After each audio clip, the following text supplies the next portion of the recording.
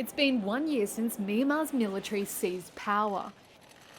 The coup abruptly halted the Asian nation's long-awaited transition to democracy.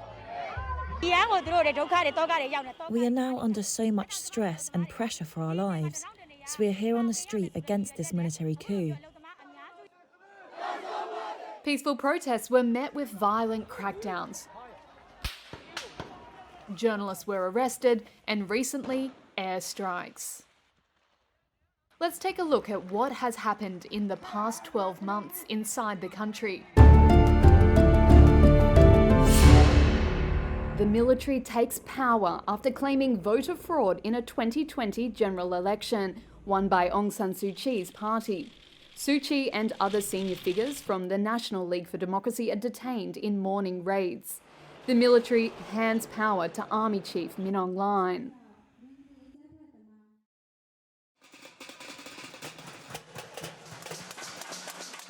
People across Myanmar begin a pots and pans protest every night to show their solidarity with people opposing the coup. Staff at 70 hospitals and medical departments stop work in protest. Police filed charges against Suu Kyi, saying military officials searching her residence found 6 handheld radios imported illegally and used without permission, and that this is why she has been detained. February 4th, Myanmar's military blocks Facebook and other messaging services that protesters had been using to share information. Protests continue to sweep across the country in the biggest show of anger since the 2007 anti-military protests.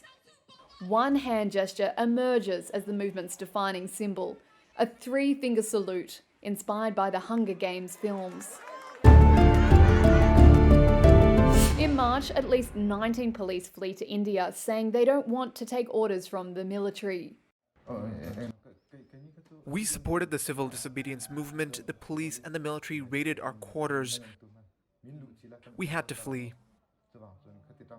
As the military marks Armed Forces Day with a parade, in other parts of the country, troops kill at least 160 people, the bloodiest day of violence. About 3,000 villagers flee from Karen State to Thailand after the army launches airstrikes in their territory. In April, military opponents announced a national unity government aiming to end military rule and restore democracy. 3.5 months later, Army Chief Min Aung Hlaing takes the role of Prime Minister. He repeats a pledge to hold elections by 2023. By mid-August, the death toll tops 1,000 as a result of security forces cracking down on protesters. That's according to the Assistance Association for Political Prisoners. The military has said the figures are exaggerated and that the Assistance Association for Political Prisoners spreads false information. On December 5th, Suu Kyi is found guilty of incitement and breaching coronavirus restrictions. She is set to serve 2 years in detention at an undisclosed location. More bad news for Suu Kyi. A court jails her for 4 more years on charges including possession of those unlicensed walkie-talkies. A couple days later, 5 new corruption charges against the 76-year-old politician are announced. In all, Suu Kyi faces at least 150 years in prison. On the streets of Yangon, there are still occasional flash mob anti-coup protests. Activists say more than 8,000 people are detained in prisons. But the military has not disclosed the exact number of people in detention.